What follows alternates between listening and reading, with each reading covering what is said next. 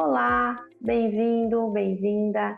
Neste módulo 2, nesta segunda aula, nós vamos falar sobre um checklist de acessibilidade. A gente junto vai discutir e pensar em algumas estratégias e funcionalidades que devemos checar antes de produzir um conteúdo acessível. Aqui eu escolhi para vocês, fiz uma curadoria entre conteúdos de acessibilidade digital e estou usando um material que eu gosto muito do pessoal do movimento Web para Todos. É um movimento sobre acessibilidade web, não só para jornalistas, muito forte no Brasil. E nós fizemos uma curadoria de conteúdo pensando num checklist básico para complementar o que nós dissemos no módulo anterior e na aula anterior, tá? Então, um checklist básico de acessibilidade digital. Na hora de se produzir um conteúdo acessível, o que a gente precisa pensar? Primeira coisa, enquanto jornalistas, o meu texto é claro e legível? As perguntas essenciais que a gente precisa fazer. O texto em nosso site, em nosso aplicativo, é fácil de ler e compreender?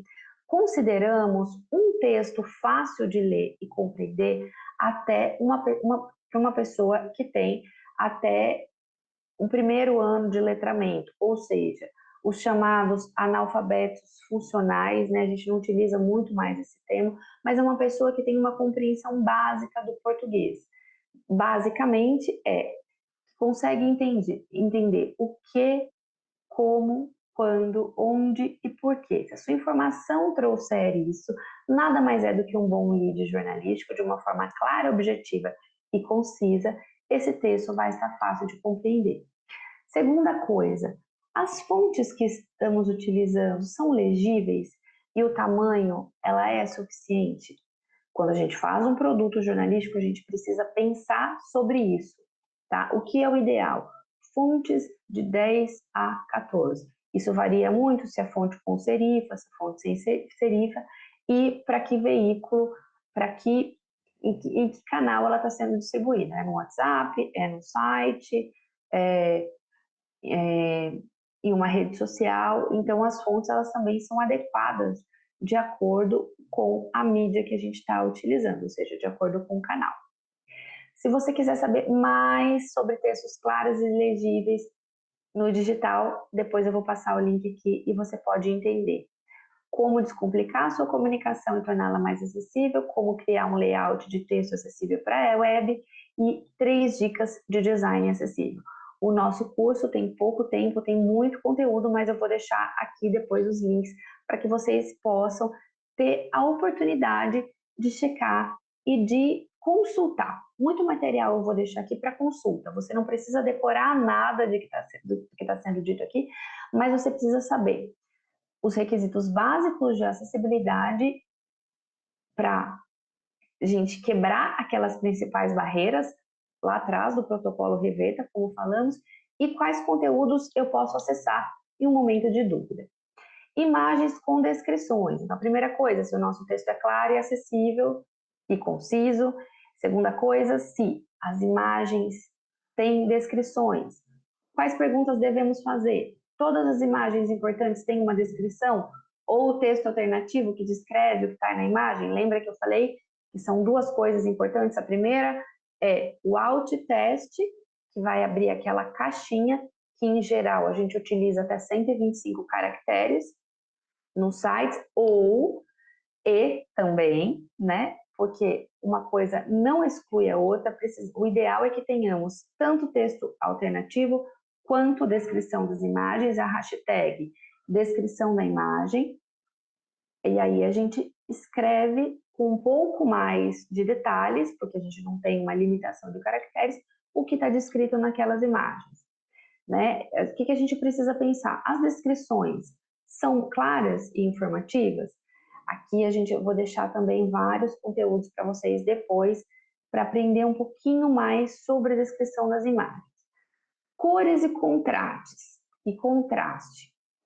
Quais são as perguntas que a gente deve fazer? Então, a gente falou que o seu texto é claro, se tem descrição de imagem no nosso checklist, se as cores tem contraste. O que a gente deve se perguntar? As cores usadas no site ou no aplicativo têm contraste suficiente para que todo mundo possa distinguir o conteúdo, pensando em pessoas com daltonismo. As informações críticas não são comunicadas apenas por meio das cores, ou seja, a gente tem alguma coisa escrita também para indicar um menu, para indicar uma legenda. A gente precisa pensar que nem todo mundo discerne cores. O quarto elemento que a gente precisa entender é de fácil navegação? Quais são, bem, a nossa usabilidade, ela tá boa? Né? O que a gente deve se perguntar? A estrutura de navegação do nosso site, do nosso aplicativo, ela é simples e lógica. Isso tem muito a ver, gente, com a disposição sintática e semântica da informação. Quando a gente escreve um texto claro, quando se precisa elencar, por exemplo, quais são as cidades mais bonitas do Brasil. Quando a gente pode elencar, com uma matéria de turismo, por exemplo, que vai falar quais são as cidades consideradas, né, as 10 cidades mais bonitas do Brasil. Isso tem que ter uma clareza, uma ordem, tem que ter um título, tem que ter um subtítulo, tem que ter um lead ideal. Depois, suponhamos que tem um carrossel de fotos de imagens. Isso tem que estar descrito. Qual é o formato? Formato em carrossel, com 10 imagens, mostrando as cidades mais bonitas. As cidades têm que estar elencadas, não separadas por vírgulas, né? O texto, então, suponhamos que seja Manaus, Petrolina, Rio de Janeiro, a gente precisa elencar uma abaixo do outro e não separar as informações classificatórias por vírgula. Outra coisa que a gente precisa pensar, os menus e links são fáceis de entender e de usar, ou seja, o nome da matéria corresponde ao nome do link, os menus são fáceis de clicar, é fácil para uma pessoa que está usando, por exemplo, um leitor de tela. Aqui depois eu vou deixar também os links para a gente aprender sobre a estrutura, né? Para quem quiser se aprofundar. Por exemplo, eu vou fazer uma landing page com um projeto de uma cobertura política. Né? A gente vai fazer uma página específica para a cobertura política das eleições em 2024 esse ano. Como é que eu vou... Ah, Carla, mas não sou eu que faço o site. Sim, mas se você é um editor, uma editora, é importante que... Ou se você é um jornalista, um produtor de conteúdo, ou que trabalha também com a questão de performance, é sempre importante a gente entender como funciona a estrutura. Você não precisa ser um expert em programação, mas é necessário que a gente compreenda os requisitos básicos de acessibilidade, para entender que a acessibilidade ela é um conjunto de fatores para se disponibilizar um conteúdo acessível, mesmo que seja para explicar o que é necessário para a sua parte de TI, tá bom? O quinto item importante é se as legendas e audiodescrição, tanto nos vídeos e áudios, elas existem e se elas estão funcionando bem. O que a gente se pergunta para entender se as nossas legendas e as nossas audiodescrições em vídeos e áudios estão adequadas? Primeira coisa, os vídeos e os áudios incluem legendas ou as transcrições para as pessoas com deficiência auditiva? As legendas são precisas e elas estão sincronizadas com o conteúdo, né? Não pode ter um delay muito grande. Nós temos ferramentas para isso, como eu mencionei na aula anterior, e também tem uma lista de ferramentas para a gente usar, que eu vou deixar no material complementar. É só escolher e ficar atento como fazer. O passo a passo normalmente é simples, os tutoriais são muito bem feitos das ferramentas que eu elenquei aqui. É possível, sim, que com um pouquinho de atenção e determinação, você deixe todos os seus conteúdos com audiodescrição. O conteúdo audiovisual está acessível também a pessoas com deficiência visual. Isso é muito importante, ou seja, precisa estar sinalizado para clicar aqui no link. Precisa estar especificado, clique aqui, ouça aqui, escute aqui, acesse aqui. Tem que ter esse botão para uma pessoa que tem deficiência visual. Aqui também vai ter as dicas de podcast acessíveis, vai ter o que precisa, como se torna uma legenda acessível, como a gente produz podcast acessível, né? Como a gente descreve reuniões e eventos. Não necessariamente na redação a gente vai fazer isso, mas é super importante que ao promover um debate político, ao promover qualquer tipo de debate, a gente se lembre que somos diversos, né? O ser humano, ele tem em sua totalidade, como o professor Marco vai mencionar aqui, um convidado especial que eu trouxe na nossa entrevista, as pessoas não são feitas em fábricas, nós somos diversos, precisamos nos atentar para a acessibilidade, para que outras pessoas tenham o direito de partilhar o seu conteúdo, sem falar no aumento de audiência, na possibilidade de cidadania que você está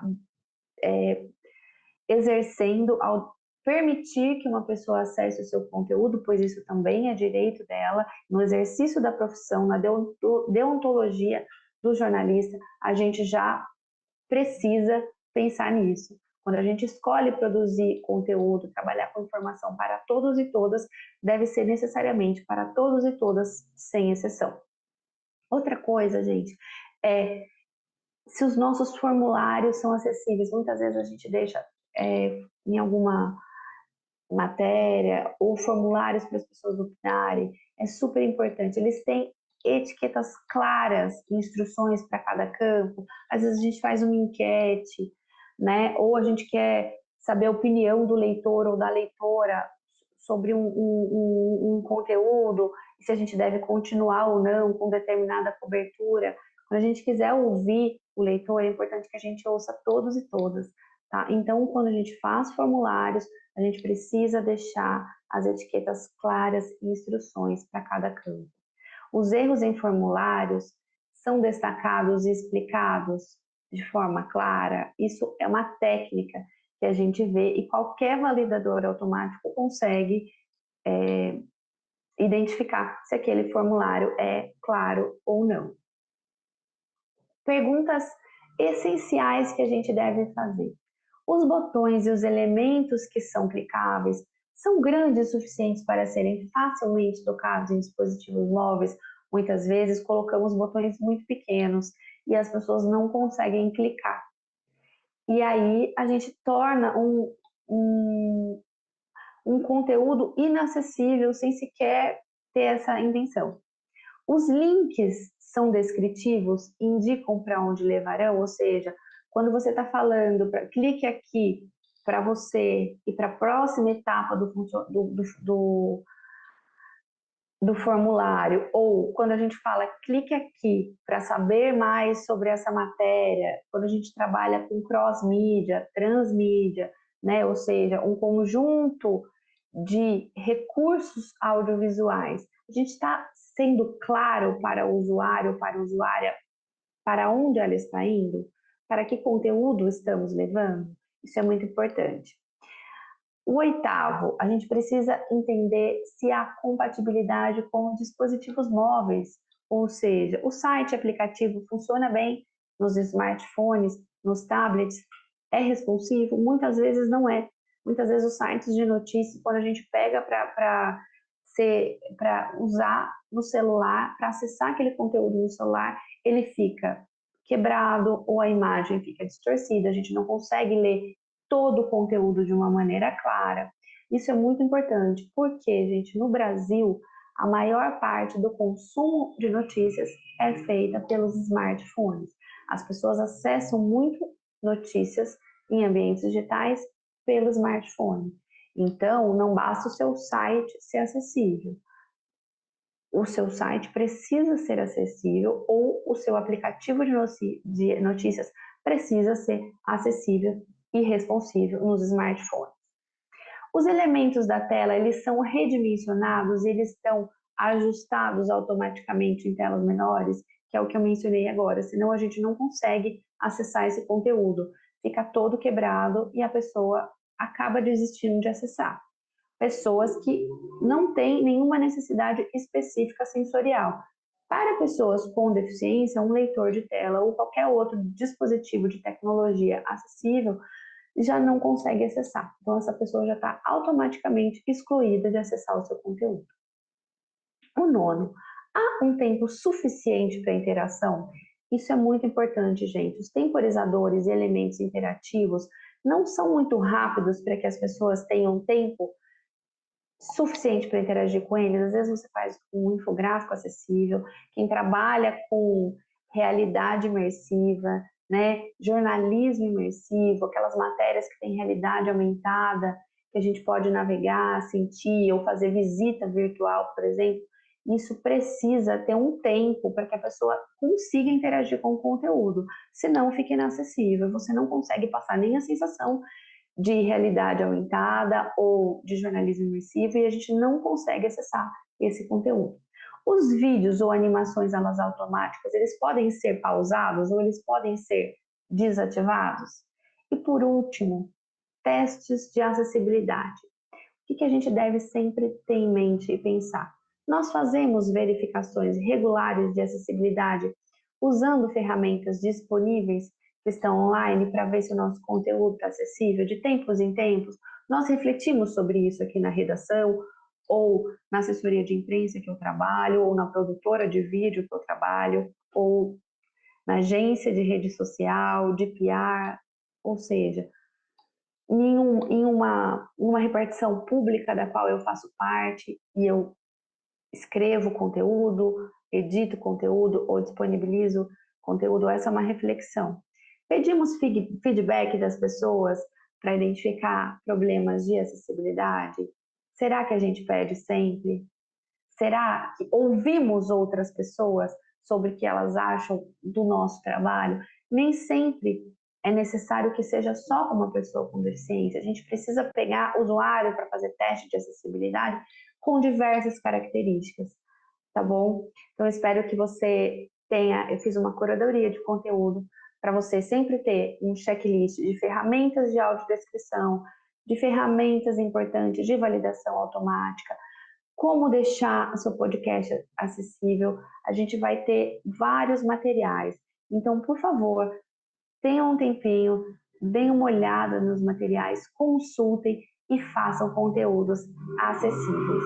Você é capaz de reverter esse jogo e de tornar o seu conteúdo mais acessível, mais inclusivo e também muito melhor ranqueado. Te vejo em breve no módulo 3. Muito obrigada!